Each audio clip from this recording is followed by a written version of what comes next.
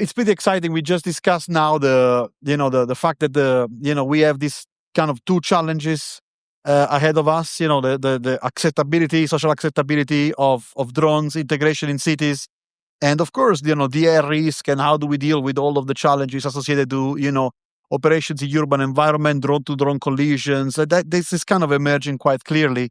And I mean, we're talking about in this next panel, like a perfect, continuation of the previous one, about like the infrastructure that the cities are developing, will be developing, not only technical infrastructure, but also like organizational infrastructure. How do you organize yourself to tackle the challenge?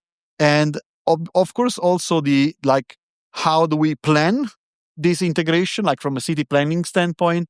And obviously, there is a technological piece as well, right? So all of these things have to become integrated. And we have been talking a lot in the past about cities almost like being, scared of the technology that is required to make this happen. But when in fact, it's kind of clear that we have to start to integrate the technology as well. We have a fantastic panel again here, and I will ask everybody, of course, to introduce themselves. But again, we try to look at this first from a top level point of view, from an association point of view with AUVSI and with Michael here, and then we have two cities, important cities that can give us their perspective, and then we have like the technology, and Rishi will have your double role. You will explain us a little bit as a city and technologist as well. So without further ado, I think the majority of you are back in the room. We can start. Myself, we don't need that slide anymore, and maybe Thomas, you can start with yourself. Perfect. Thank you, Lorenzo. Above all as well, thank you, Lorenzo and Esther, for putting this event on every year. It's very good event. My name is Thomas Jimenez. So I'm a vice president of UAS at uAvionix. uAvionix is a US-based, we started as an avionics manufacturer in the general aviation space 10 years ago. And subsequently, we've expanded. Today, we work in 4 different business verticals. So we still have our GA vertical. We have a defense vertical, the UAS vertical, which is the one that I manage, and then finally an airports vertical.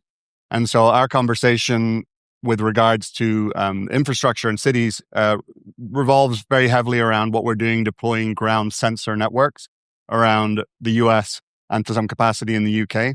So those dots that you see on the map, these dots too, but on the previous one, those are all of our flight stations, which we have deployed all over the United States and in the UK.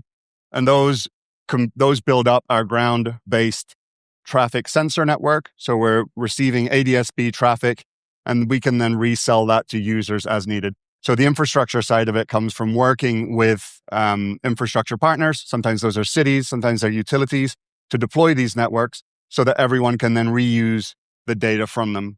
And our biggest buyer of this data today is the FAA. So we deploy at a lot of FAA airports, and they use this very low latency, high availability traffic for ground applications, such as the Surface Awareness Initiative. So this is an FAA aviation-grade solution, and we are implementing it and using it in the UAS space. Thank you very much. I love to see hardware. This is very good. Thank you for bringing it up. It's always nice that there is actually real stuff out there and not just conversations. Yeah. Please, Malachy Bradley. Yeah. Good afternoon. I'm Malachy Bradley. I'm the Deputy City Planner here for Dublin City Council. So like my colleague Tom, I'd like to welcome everybody here to Dublin and to City Hall. I'm come from quite a different background. I don't have any hardware with me, I'm afraid. I'm a town planner. So my background is in local government for over 20 years, working as a town planner. I work in Dublin City here, making land use policy, plans, projects, etc. for the city. So I'm dealing with the policy environment, the interface there with our elected members who make policy, the interface with the public and the stakeholders who engage with the policy. And I think wider than that, I also interface at a regional and national level with different policies and policy sectors throughout Ireland. So I suppose in general terms, planning is seen in Ireland as a national competency, but it's also seen as one of the main areas that the public interface and engage with land use, with policies, and with policy makers. It's a well-established, very well-versed policy in Ireland and process in Ireland. So how does this relate to drones? I think notwithstanding the work that Dublin City Council does in drones, the fact that whenever a land use has an impact on a citizen, their first engagement is with the planning authority, with the city council. So they come through planning. So we have extensive engagement already on drone usage, even without having specific land use policy and drone usage. So I think it's interesting to see that Dublin is a test case and a test city, and that's where we're at. I'm working at the interface of that at the moment. So we have the city council here, an innovator, and have some excellent use cases and active uses of drones. And we're also in a space where we're a regulator of land use as well. And that tension between the two. I had some topics here that I'm sure we might get through some of them, but again, that's kind of the interface and experience that we have. And I think it is important to say that Dublin has been a good test city for this and will continue to be an innovator for this, but it is trying to strike that balance, and it's good to see in the national framework we now have that balance where it's looking at not just the safety, but obviously the privacy of our citizens and the environmental considerations as well, both of which were our key pillars of consideration whenever we make planning and land use policy. Thank you. Thank you very much. Thank you. And please go ahead, Jose. Good afternoon. My name is Javier Rodríguez. I'm Deputy Director of Traffic Management and Taxi and one of the coordinators of the work we have done this year. This is the second time I'm here. Last year I said what I said is drones in the city are on the table, and the mayor gave us a mandate to do a statement of what the Madrid city thinks about drone deployment in the city. And we have published a white paper. Unfortunately, we were not able to translate it into English, but it will be available in English very soon. So I invite you to read it. Basically, we did it's a document that is a letter of intent. What the Madrid city wants to do. We have at the end of we have a roadmap. What we want to do in the next years. We have done a reflection. Many of the topics are internal topics. Is how are we going to use drones in the city? We have early adopters such as police, emergency department, but we want to use drones for many other things, and we need a strategy to deploy this technology in the city. We have designed, we have analyzed different parts. The regulation, the main point is, I think all cities, we feel that this topic is being discussed without taking into account the view of the cities. It's a discussion that is being held on the higher level. I would like to be part of the discussion, the cooperation of what's going to happen in the city. The security is increasingly relevant. The colleague from Dansk spoke of Russian intrusion with drones, so it's increasingly a matter of concern for the police. So the police is one of the early adopters and also will be one of the units that will be working on drones and drone regulations, anti-drone system and all that kind of things. In the operations, we think at the end of the road we'll probably have in the US space in some years' time. So we have to think what we need to do to start deploying services without US space, because US space probably will not be available very soon. In the infrastructure, eVTOLs, I think they are too far in the future. This is our reflection, at least in the city of Madrid. One of the things in the discussions we have, you have to take into account the structure of the city. Not all cities are equal. So we see some cities are very easy for deployment of eVTOLs. Madrid is not especially easy, so we think it's far in the planning. But drones we think are very close, and we need to address how to implement the drones, the delivery, or not all delivery, security services, emergency services, medical transport, and all that services that are being proposed. And here in Dublin, we have an example of Mana that is one of the early adopters, the pioneers in this kind of service. Emissions noise and social acceptance. If you read our strategy, you probably see that we are planning to do some meetings with people to listen what's going on. In my personal opinion is, I agree with Dansk, that noise probably will not be a big issue because the city of Madrid is very noisy. Probably the regulations we should adjust the regulations. We have already in place some regulation on noise, so probably we have to adapt the regulations to drones. That is a different kind of noise, so probably we have to accept. And for us, the business case is the key of these meetings. The technology may be there, but if there's no business case, there will be no drone in the city. We have some use cases, internal use cases, the security and emergency services. We are already using them.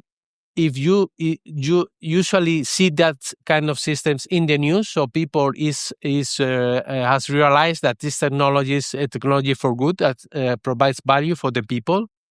We are doing some tests and proof of concepts for traffic surveillance, but from the private sector, we would like to see more business cases that can be developed in a city. We are open to discussion with business to discuss business cases from a flexible point of view. We are not the only players in this game. We have the national regulators, regional regulators, and local regulators. But we are open to discussion because we know that if we are 100%, if we wait 100% safety, 100% all the developments, all the standards, everything in place, probably we'll be doing this in 10 to 15 years. So we have to be pragmatic. Very good. Thank you very much. And next.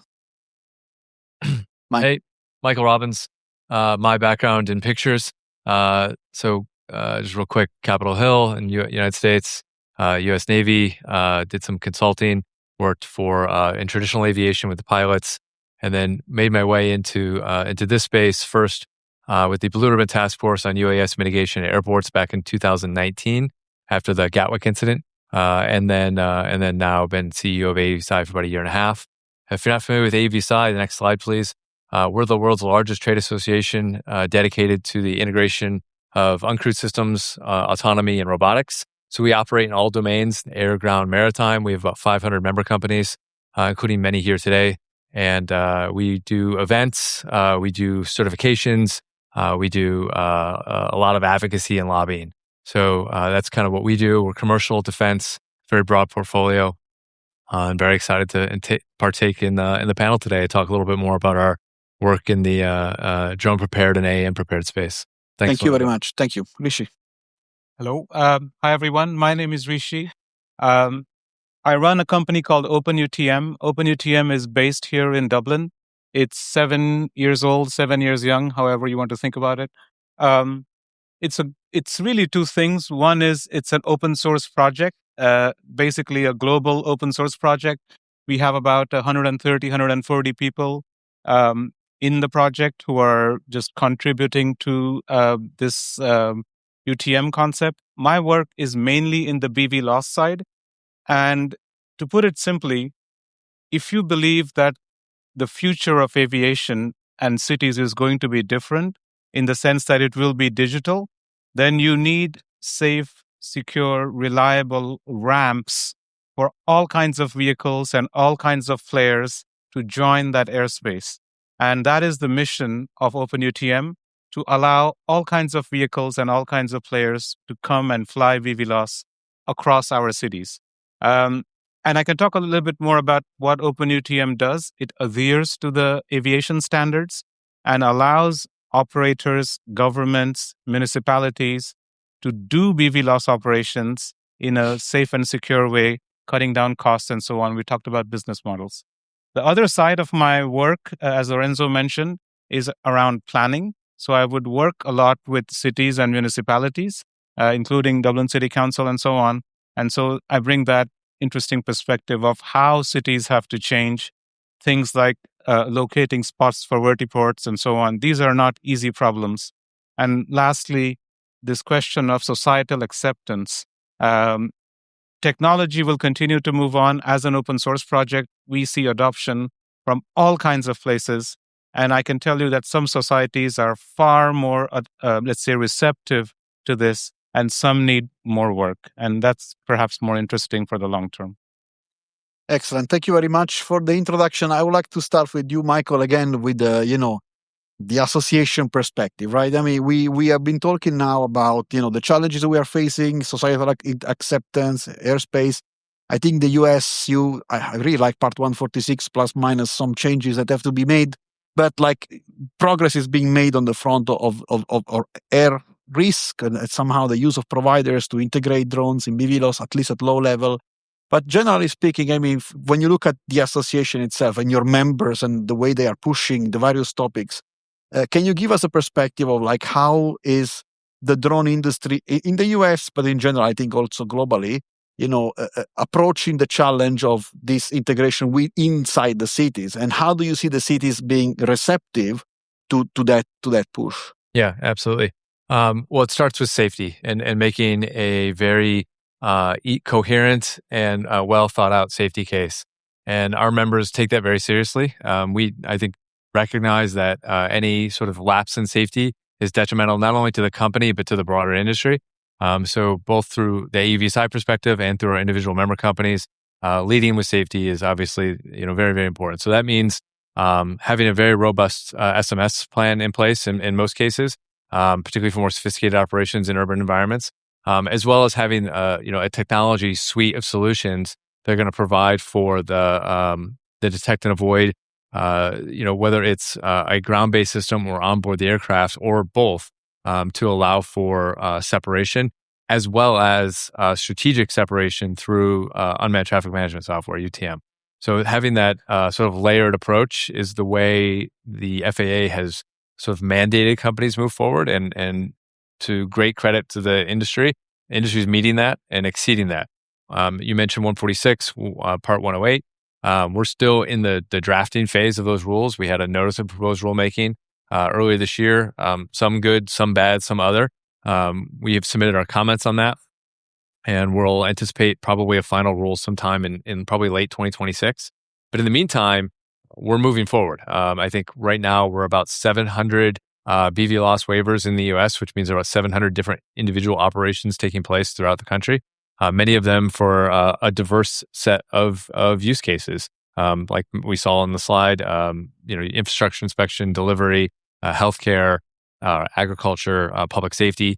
With public safety probably being the one that's growing the fastest, that and infrastructure inspection.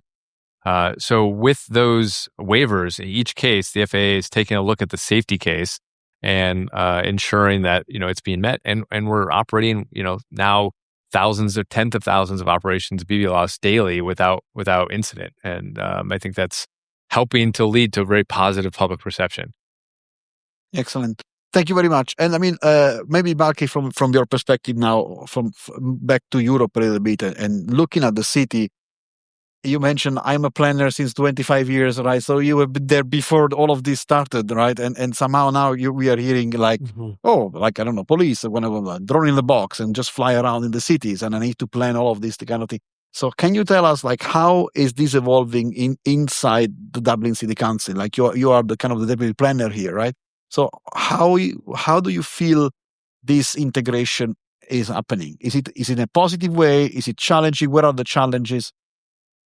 I think in the planning space, it's always contestable. So you're trying to balance different points of views for the greater societal good, and that's always been one of the principles in what we do in planning and planning policy. So in doing that, there's always tensions between, say, as we have here, a new technology and the receiving environment, and in general, some people who obviously have concerns about change or concerns about some of the stuff that's expressed already here today, that voice will be loud, and there is merit in some of the elements that they talk about. So the challenge, say, for instance, in specifically what I do is land use planning. So you have a base or a land base where the service is operated from, but the service itself is operated in the air. So it's the impact that has in the air has on the citizens. So that there's an environmental aspect there. I think then the other bit is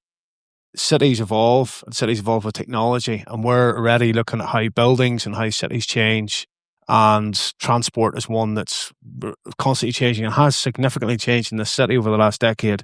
So now we're looking at buildings and how buildings are designed to cater for new types of transport, and drones is one. So now we could be looking at specifically, completely flipping it from the bigger picture to small. You can actually be looking at how buildings are designed so that we can have drone deliveries to those buildings. How we can incorporate that into design of specific developments. So there's quite a plethora of areas there, and we're in an interesting space, I think, at the moment, because we're starting to see some national kind of high-level policy, but what that actually means on the ground, and there is a bit of a tension at the moment.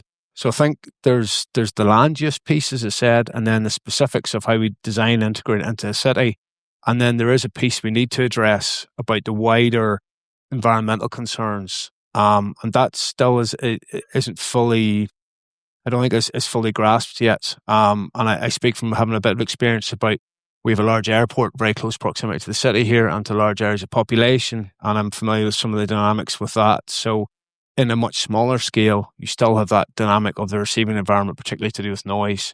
And I don't think, I would kind of tend to agree with yourself from Madrid. I don't necessarily see if it will be an issue, but it is one if we don't address it. Mm-hmm. And I think that's a good thing, that there seems to be quite a collaborative space in this at the moment between industry, between the institutions, and if that continues, I think they could probably come to a place where the regulation is sufficient to serve the greater good, but also is relevant enough to allow the industry to grow and to realise the opportunities that are here as well. So there's a balance, and there always is going to be that. To be honest with you, I live in the grey, not in black and white, as I say. So we have to manage that. But I do think that there's a pathway through. Thank you. And I'm while you were talking, I'm remembering when we did our prep work for this panel a little bit. There was something, José Javier, you mentioned that kind of caught my attention when you said, "Hey, we have done the white paper. Like, this is how the city of Madrid is gonna, help everybody and prepare themselves to do all of what we want to do." And then you said, "However, I'm still waiting for somebody to come to me with a proper business case that justifies kind of like the entire effort," right? And the way I'm listening to this is like you are saying there is a kind of big effort that we have to do here to plan all of these things, and multiple people involved. We heard before the training of all the different actors of the city. So that seems to me that the cities are kind of like, yeah, okay, we're gonna do this. Like, we have all of this effort, and yet you said from a Madrid perspective, like, if you don't come with a proper business case, how do I justify all of this work? Can you give us a bit of a perspective? Because this I found interesting. I would be expecting drone companies to flock to Madrid and say, "Let's go," and I want to. So can you give us a perspective from your hand? What are you seeing the drone industry perhaps not yet doing, towards your city in order to unlock your commitment? It's for you, the question. It's for the city of Madrid, yes. Okay. Well, from my point of view, is we need to start doing things to learn. You said in the first panel, to learn what do we need to planning. It's difficult planning. The planning cycles probably are 25 to 30 years before, so it's impossible to know what's going to happen in 25 years. Probably we have autonomous cars. We will have different devices that will change how we manage the city. Probably we will not need so many parking spaces because everyone will use share cars. So it's very difficult to plan a new city for every new technology we are going to have. What we have is a city that is already developed. 90% of the city is already developed. We can change some small things. So the challenge is to study the city, to study the needs of the city. This value, for instance, this morning we were seeing Mana. There's this value in the delivery of food that they are doing here. There's a real business being here. We in Madrid, we have been doing a lot of trials that we try is less than a trial. It's a proof of concept. You prove a certain topic, but there is not business case behind this. Yeah. There is not recurrent revenue. There's not recurrent activity. So we need to start repeating things, learning from mistakes, because this is part of deploying new services. In Madrid, we have deployed some system. From the political point of view, it's not always easy to say I made a mistake, but you are doing mistakes every day. So the point is to learn as fast as possible to find the right service, the right planning, the right rules. One of the questions we had in the discussion this morning is, please don't set the rules for noise too soon, because we don't know really what will be the possibilities of technology in the next years. Probably if you are putting a level that is too low, you are killing we know in other topics we have regulated. We know that if you regulate too hard, you are probably killing the market. So the goal is we are in a moment that is very important to start doing things, small but real things, in order to learn and expand. Probably we are not going to have 1,000 drones in the city next year, but if we have 50 drones next year, probably we have 100 drones in 2 years. But we have to have 50 drones, they're flying every day in the city, doing this kind in BVLOS or that kind of service. Thank you. And I mean, I think in order for that to happen, there is a technology piece again for the integration. So I mean, I wanted to ask you, Rishi. I mean, you have this dual perspective. Like how planners kind of think and operate, and then you have the perspective of like, I am also trying to enable, users, right, to deploy technology easy in the city. So from this kind of privileged point of view, what is the situation? Where are we? Because I hear a little bit like, from my perspective, is a little bit like not conflicting statements, but it's like we are ready to go, but we still need to learn so much, right? We don't even want to regulate here. We are still trying to learn like the basics. Right? Perhaps other cities might be more advanced. We heard about, you guys in Dublin with the challenges with MAN and others, coming in. So the question is, technologically speaking, where are we? Yeah. I would characterize myself as a airspace maximalist, meaning I see a future with hundreds of vehicles and all kinds of drones and aircraft flying in the air in our cities. And just to put some perspective, BVLOS at scale is happening. It's happening in Africa, hundreds of thousands of flights daily. It's happening in China. And we could argue if that's something to emulate or not. That's an open question. But BVLOS at scale is happening. And in that sense, if you consider airspace as a national infrastructure, the goal of OpenUTM is to provide ramps to that national infrastructure, those corridors and airspace. Now, as far as planning is concerned, my kind of external view of it is that in many ways, not a lot of people are happy with the planning system. The people are not happy, the citizens, I mean. The professionals who have to manage this aren't happy. The politicians certainly are not happy. That's why you have terms like the housing crisis and so on. And so my sense is that technology will move on. It's not going to stop for any one particular city. And in that sense, my sense is that the planning system has to radically be different if you really want to have all kinds of vehicles flying in the air in our cities. So your call is for the cities to act and change themselves. I think that there is a lot of people in the cities, including some in our audience, Malachy and others, who are really trying to open up for operations. I think that they are, let's say, working within the bounds of the planning regulation and the sort of planning institutions. And my feeling is that that needs to be revisited to support people who are trying to enable this kind of new kind of vertical city. And that comes from a national policy kind of point of view, from elections and so on, where somebody says, I'm going to open up the cities for aerial vehicles. Would you vote for that person? And I think then people like Malachy and others will be enabled to allow these vehicles to fly in the air. And I mean, they're trying their best, like any other professional would. Excellent. And before I'm going to go back to you about this topic, but I wanted to ask Thomas, the perspective of somebody which, again, has hardware to install and on top of the roofs and is going around. Potentially, I mean, you've done airports. That's kind of a clear case. But you're probably knocking on doors of cities and say, okay, I can install all of these for you, or I can. So what is your point of view from, like, you are really the last piece of the puzzle here. You're the one with the tech that goes and installs. So do you see readiness for this? Do you see, again, the need of change?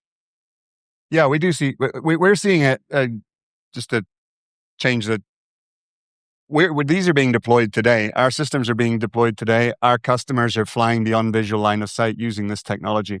DFR, like you mentioned, DFR has huge adoption at the moment. And police departments are flying today in the US beyond visual line of sight using technology like this. So I think it's, we work a lot with the partners. Sometimes those partners are the police departments, but it makes sense that the cities are the ones that deploy these sensor networks. We're not going to have beyond visual line of sight without having suitable DAA. We play the D part in the DAA, but we also got to come to the table with a proven, safe method. Part 108, Part 146 introduces an ADSP. So someone a company that's certified to provide data of some sort.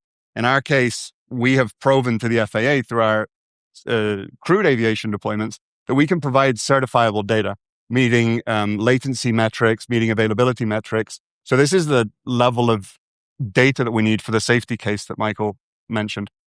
That's being done today. We deploy those today. The users are using them today. What we need to do is approach the discussion of electronic conspicuity and make sure that we can bring down that cost of DAA.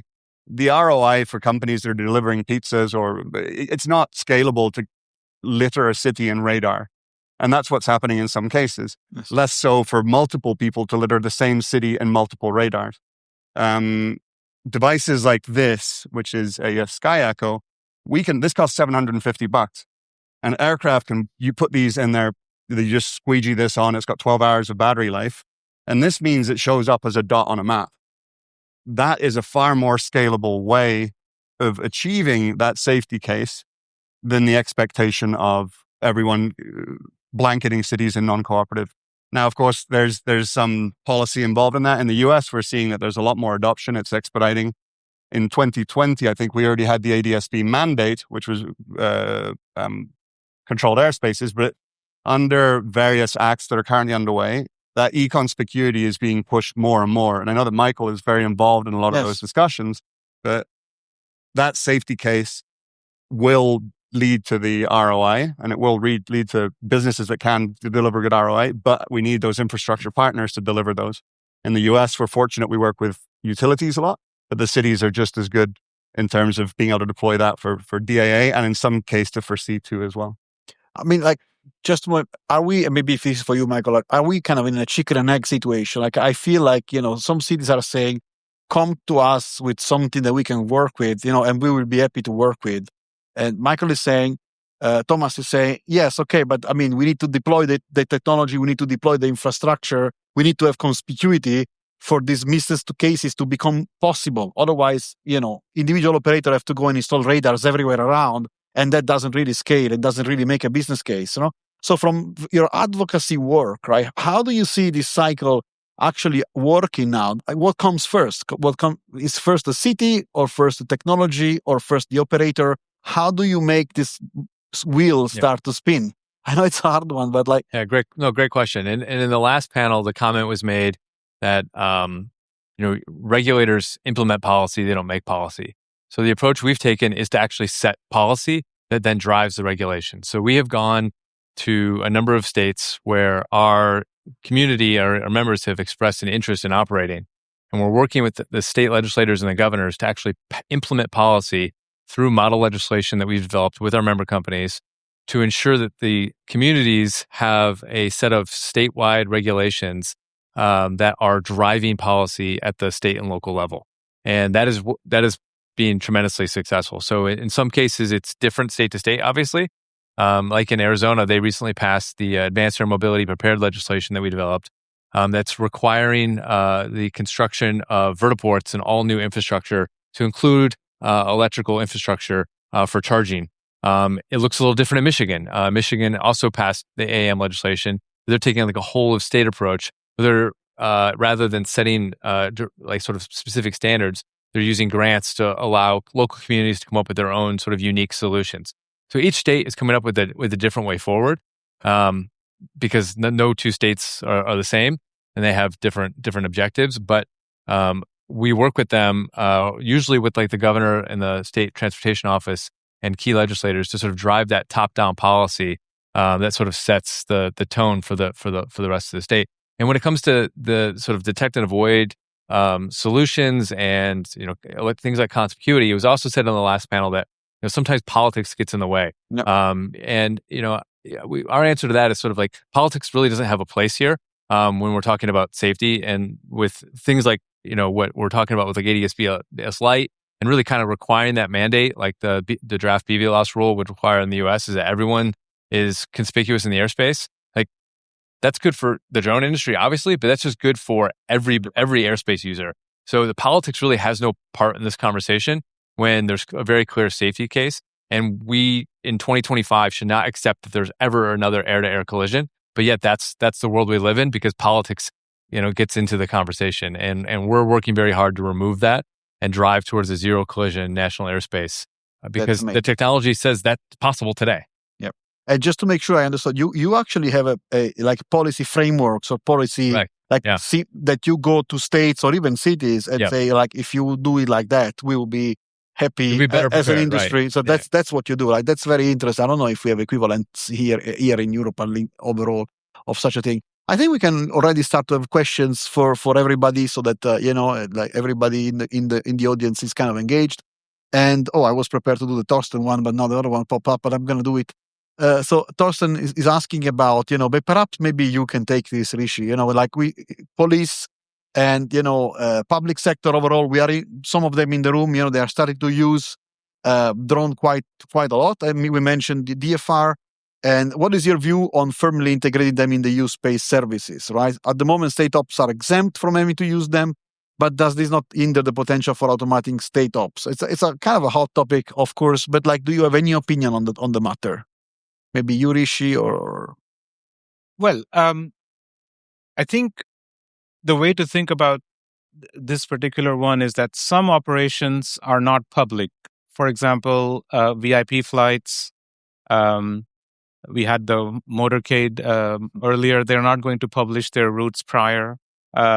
So I think that this is, in my opinion, in many ways a solved problem where some things are not for public consumption, but we need to make sure that the police, the first responders, the cities have let's say, access to the airspace in the same way as anybody else. Let's say there's that equity question. And one of that is the business model piece, where how much will they be asked to pay? And in that sense, I see it as public accessing the national highways, for example, or the police accessing the national highways. And that's a solved problem. So I envision having the same type of thing for them. And of course, things like UTM will help. Broad adoption of that will help with that. Thank you. Michael, this is a cool one. I don't know if you want to answer, but like, what's your view on the 135 economic activity trade barrier in the US, of course, for cabotage, and whether we should extend this to Part 108? Yeah, and in some cases, it probably does make sense. And I think the approach that 108 is taking is going to be a performance-based rule, which is what we've been pushing for.